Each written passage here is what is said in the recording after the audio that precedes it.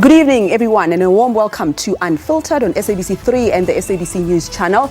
My name is Ridi Klabi. South Africa is still reeling from the devastating report into the looting of VBS Mutual Bank in Limpopo. It was brazen.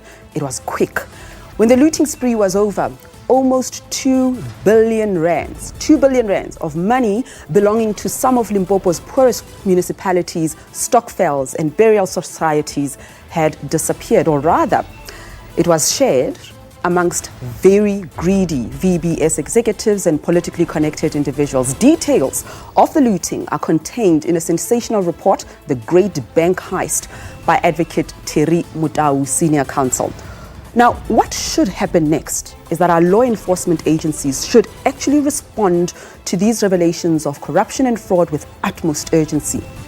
What do these constant revelations of corruption actually mean for our country? Tonight, on Unfiltered, we ask, is our democracy becoming a casualty of greed? Take a look at this.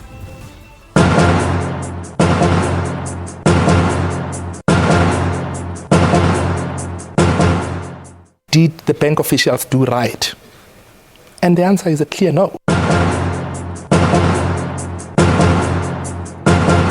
When you hear rumors, you could see that, money was being just splashed just to satisfy the prides and the statuses of people. My plan was that these shares, when I die, they will go to my daughter, from my daughter to my grandchildren.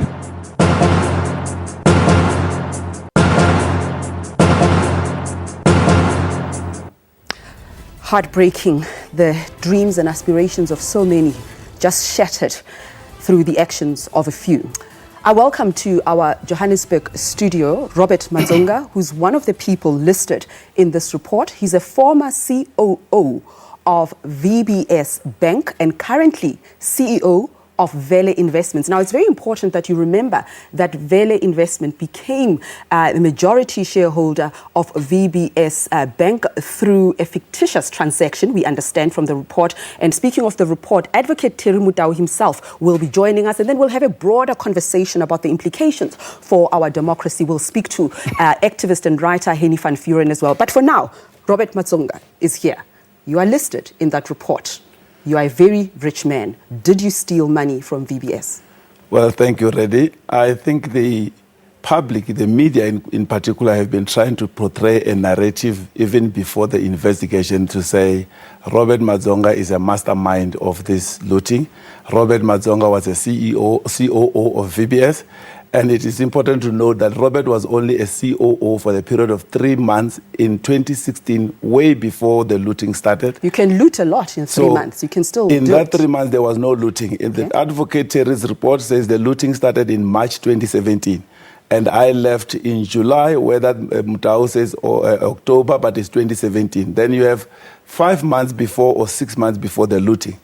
But now the narrative they're trying to create is proven wrong by Advocate Mutau's report himself. He said in point 59 that he could not find a definitive wrongdoing, anything factually. Now, when he failed to find factually, he has to go into an assumption. And the assumption he's making to satisfy that narrative that I might be a mastermind is that the money I received as salary and the bond which I've taken from VBS and the car installment, which the bond is being serviced, the car financing is being serviced, he takes those amount and make it as a looting. Mm-hmm. Now, you can't loot when you have a bond. So, and the salary for 2.5 years, when I was with Vele, he's now saying I should not have received that salary, therefore that is looting.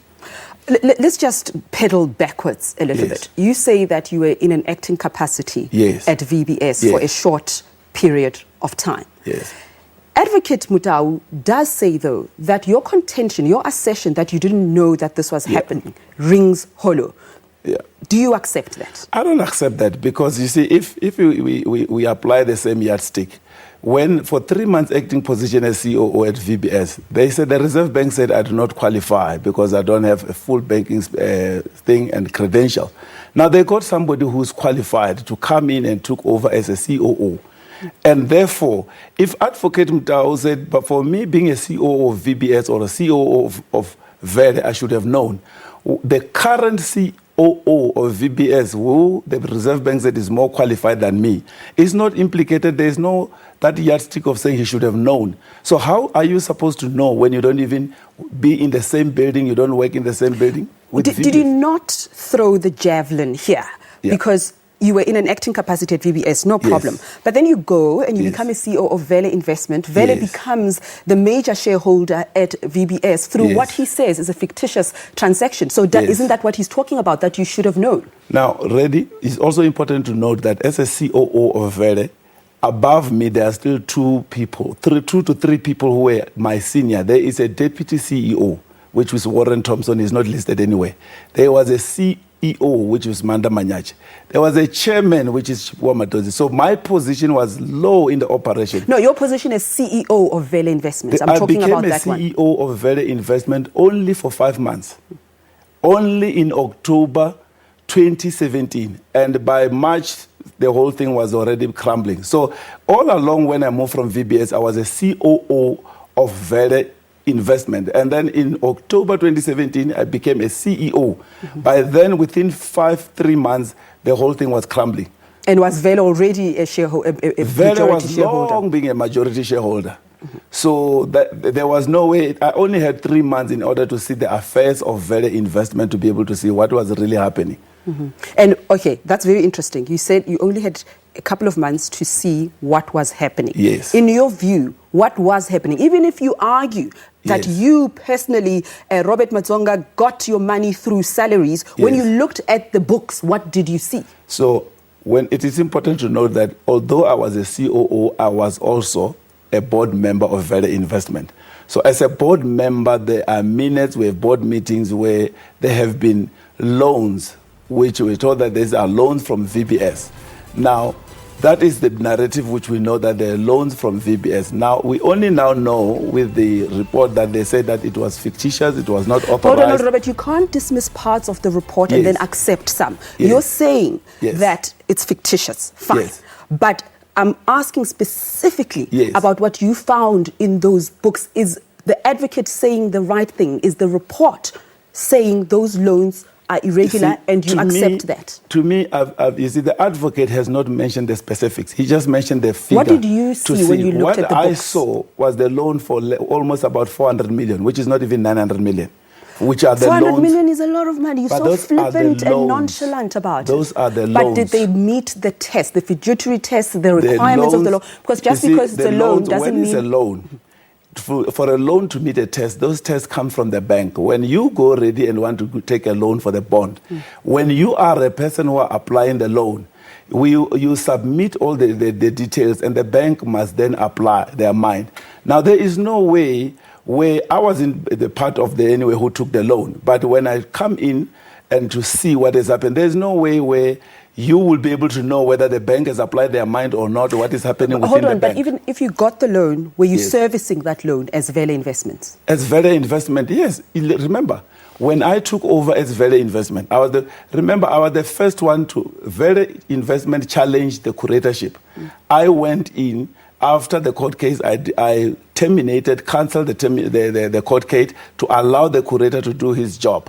And during the curator, I cooperated. I sold also some of the entities of Vele. I volunteered to the curator so that we put the money back to the bank. And I've done that. I've always been... So the 400 million that you borrowed from VBS, where did it go? Was it for executives' personal use? No. That amount is there. It was for the purchase of companies. Those companies are there, are existing. So those companies are they functional? Because they can exist, yes, but not no, functional. they are functional. They are functional. Some of them I was Insure Group, which was worth billions of rands. So you did nothing wrong, and you're rejecting this report. Are you going to challenge it legally? I did nothing wrong, and not only I. Advocate Terry Mtao himself said he cannot find a definitive answer or any specific facts. But he says something else. But he says that something, so I will be knowing challenging it. Definitely I will be challenging it. We'll leave it there then. Thank you very much for joining us today, Robert. When we come back, we are going to be joined by Advocate Mudau himself and, of course, Henny van Vuren. Now, you at home, share your views on SABC News Online, Twitter, Facebook pages using the hashtag SABC News Unfiltered. Thanks for joining us. Stay with us.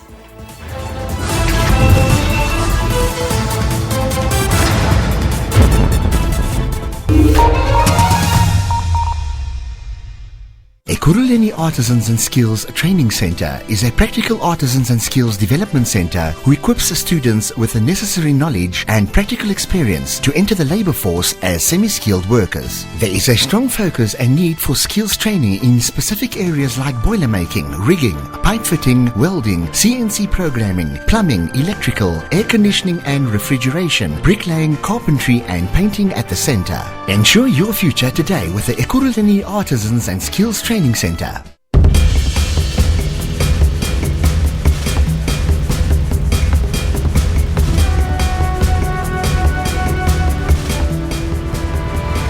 Did you know that the Egyptian pyramids are ancient pyramid-shaped masonry structures located in Egypt? It is generally agreed that pyramids were burial monuments for the pharaohs and their queens. There are about 80 pyramids known today from ancient Egypt, with 3 largest and best preserved built in Giza at the beginning of the Old Kingdom. The pyramids of Giza represent one of the greatest architectural feats by man. Until the Lincoln Cathedral was constructed in England in 1311, the Great Pyramid of Giza held the title for the world's greatest man-made structure.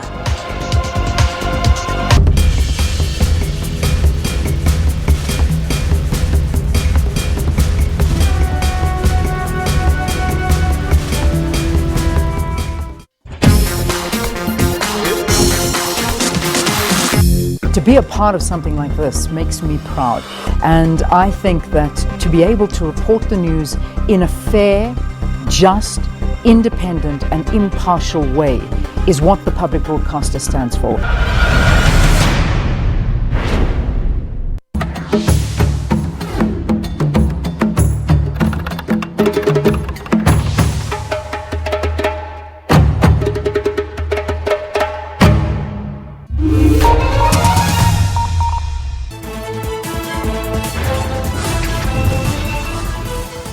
Welcome back. You are watching Unfiltered with me, Ridi Klabi. We're just familiarizing ourselves with what happened at VBS Bank, and we know that billions were looted. There are many people who are saying they don't accept the report, it is fictitious, that they're going to challenge it in court, and I suppose we'll see how the process unfolds. But Advocate Thierry Mudau, we know, we've heard him throughout the week. He stands by every word that he writes. In case you've just joined us, we're coming to you live from our studios in Auckland Park. We do want to take the VBS matter as a case study that should encourage reflection, that should encourage a broader question about what this all means for our democracy. What is the link between corruption and democracy? And there isn't a better person to talk to us about this than Henny van Vuren. He's a writer, he's an activist, and he's also written that all-important book, Apartheid, Guns and Money. And Henny, welcome. I mean, you watch these things unfold in our country and they keep you awake, or maybe they don't keep you awake. You've uncovered so many scandals from apartheid days to now. How are we to receive news of VBS? How are we to respond as a society? Thanks, Ridi. You know, I think these are things that should keep us all awake as South Africans. When we think about VBS, you know, in this past week, there's been a focus on the politicians, on the very wealthy people whose lifestyles have been splashed across the Sunday newspapers today. But perhaps the most important story, I think, is the one about the people who have suffered the most. And the VBS scandal is a very good example of how the victims have been written out of the story. You know, there's the suggestion that one pension fund, the Bopelo pension fund, which has 7,000 members, those pension fund members may lose all of their money because of this great bank heist. And so when we look at I think the kind of lifestyle that many of the people who are living, who have plundered the bank and have alleged to have benefited from it, politicians, individuals and others, I think the primary focus needs to be on the most vulnerable people who are often written out of these stories. And I think, you know, back to your question about the impact of this on democracy, on a democratic culture like ours in South Africa, is that it's deeply undermining. It undermines the public's trust in the ability of public institutions to be able to detect these kind of scandals, to identify the culprits and to hold them to account. And I think that although we've seen something very important in Advocate Mutau's report that was released this week, you know, I think the real challenge really is is the lack of proper accountability. We shouldn't be having private law firms who are the ones who are effectively prosecuting these issues in public. We should have public institutions who are leading the prosecution of these very vile individuals who have profited off the poor. It's very important that you talk about institutions of the state, institutions that should be going out there and investigating all of this. Because with this particular report, remember that there was an interim report a couple of months ago. We know that the South African Reserve Bank first complained about VBS a couple of months ago. That's when the Hawks and the NPA should have jumped in. But for some reason, they didn't. And right now, all eyes are on these institutions to prosecute these particular matters. But again, weakened institutions and how they allow corruption to go unpunished. What have you found in your line of work in this regard? Yeah, I think really we need to recognize something that's happened, I would say, over the last at least 10 years. The first years of our democracy, there was much effort and time spent in building democratic institutions that can hold the powerful to account. And the message always was that out of apartheid, we would not allow the kind of corrupt behavior involving a small class of primarily white people to continue into a democracy. But if anything, I think the fundamental failing is that over the last 10 years, as part of the project, and we need to call that around President Jacob Zuma and others, there was a clique of people who saw it as their project to undermine the democratic institutions. The closure of the Scorpions was an important element of that. South Africa's elite corruption busting unit was replaced with the Hawks that has very little appetite or the skills to be able to prosecute complex economic crimes. And we of course seen that within the capture of the NPA and the poor and weak leadership of Advocate Sean Abrams and others. Fundamentally what this has done is it's made it easier for very wealthy people to get away with these kind of crimes. Why is it? I think the question we need to ask ourselves is that Marcus Jooste can be sitting in his home in Hermanus tonight buying a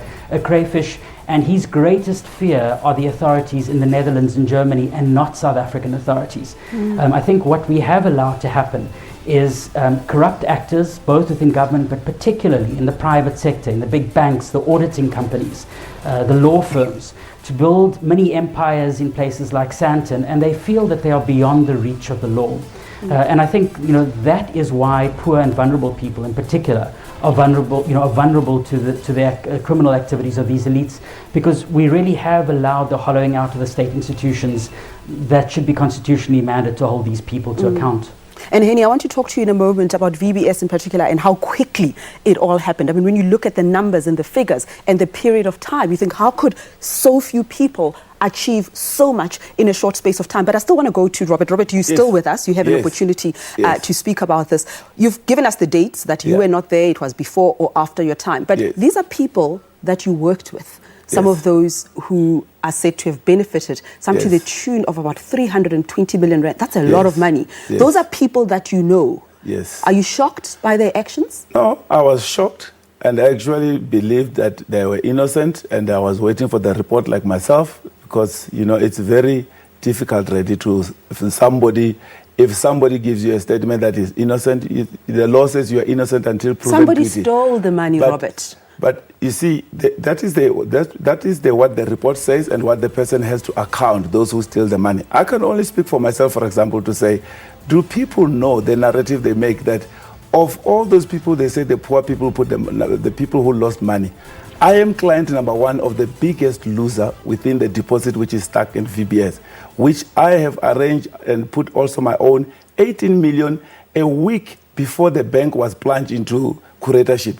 So I have known that the bank was going to curatorship, I will never take 18 million already, is not like 100 rand, and put it into the bank with the hope that the narrative was that the treasury has now issued a mandate that municipality must withdraw their money. So people who can But even it's important that you raise that, because the treasury instruction to withdraw their money Yes. was not out of spite. Yes. The actual call for municipalities to place their money with VBS Yes. was against Treasury regulations. And I mean, if the politicians and VBS officials were sitting across from me, Yeah. I'll be asking them that. So what I'm saying Yes. is it's very important that you don't say, we clarify Yes. that the call to withdraw the money, it's because Yes. that money should not have been placed there because the rules don't allow. Yes, but you know, already again, when I'm commenting outside the banking mandate of the institution of Reserve Bank, there's a Reserve Bank, there's a National Treasury.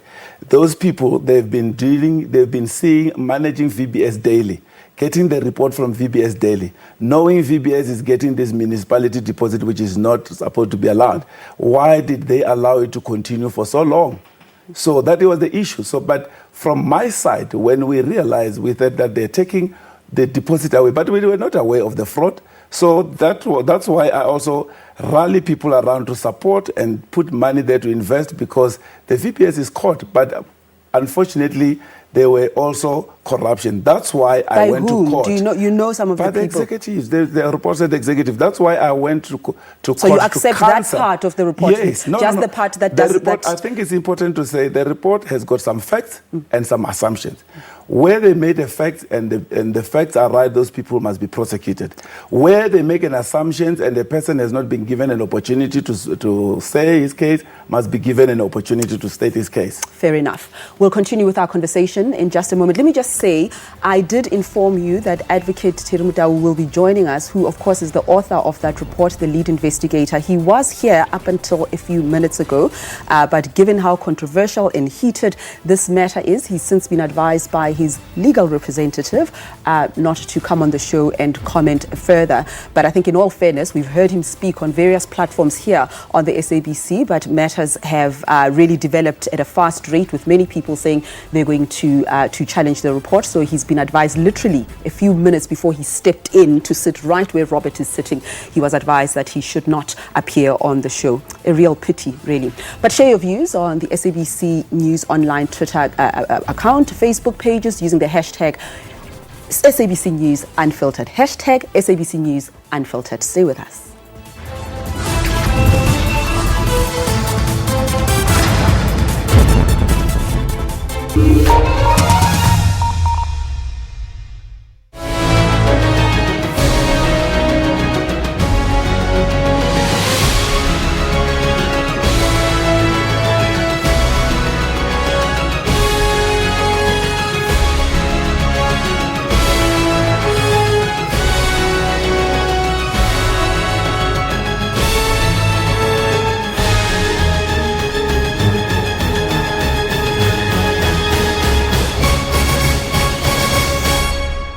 Last week, residents from these areas embarked on a shutdown which turned into violent clashes with police in some areas.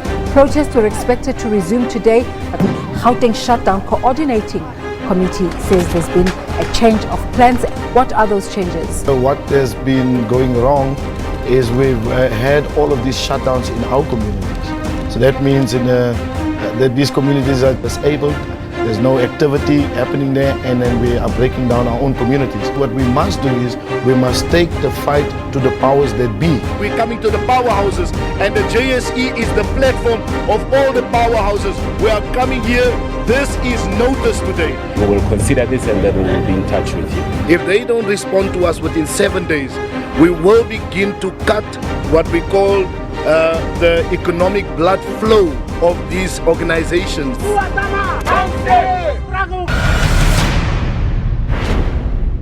To be a part of something like this makes me proud, and I think that to be able to report the news in a fair, just, independent and impartial way is what the public broadcaster stands for.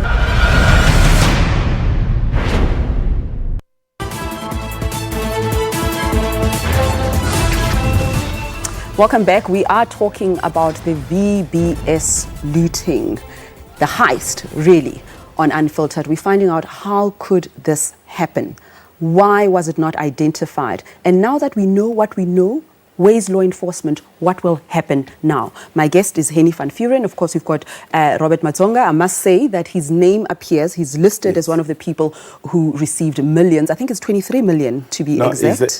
He said 30 million. 30 million. In another contract, he said 39. 39, a lot of money. And then you say, I'm just curious. Curious. Indulge me. How does somebody who gets 30 million have a bond, a house, bonded house? I think really, the 30 million, the creation of the story, he created a story like the 30 million was paid to me. Now, if you look at 3 years I've been working for Fede, and you calculate every month's salary, he took the salary for 3 years, plus the bonus. Then of that 30 million, 8.5 million, he says is given to me. It's a bond which was given to me, right? By VBS. By VBS. Now, he's saying that money is lost. It's not lost. There's an asset. It's secured by assets. 6 million is the vehicle finances for the cars. That is not lost. It's not theft. They are secured by assets. So those assets, 14 million of that are assets which I'm paying on a monthly basis. Now, how can you say VBS should not have given him the loan?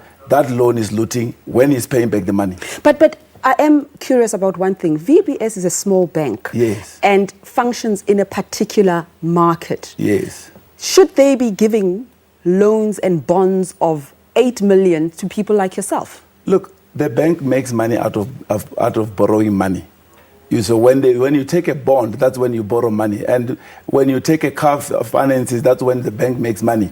Now, if VBS does not have a client who brings in bond, but the profile of the clients, in fact, we'll talk about that another time because it brings to question Jacob Zuma, the loan given to Jacob Zuma, the 7 million. Very quickly, Henny, we're running out of time. But Robert said earlier, why did the Reserve Bank not spot this? How could they allow it to go on for so long? I've got an answer. According to that report, it's because independent auditors like KPMG confirmed false liquidity status of VBS. So the Reserve Bank believed them, which takes me to my question, that when this kind of corruption happens, this relationship between politics, business, and independent auditors, that's how state capture and looting actually happen. How do they manage to bring so many people into this network and then all just get away with it? Well, I guess people want cars that are worth 6 million rand, really. Maybe that's part of the answer. But Mr. Matenga made the point earlier that it's the failure of institutions to detect this problem, the Reserve Bank and others, and thereby washes his hands off the problem. But, I mean, clearly it is firstly up to the employees in many of these institutions to detect it. We've seen in this case that there were whistleblowers, precisely as we saw in the bigger state capture project, and we've seen in all manner of corruption scandals in the past. It's the whistleblowers who are the first ones who are iced out of this.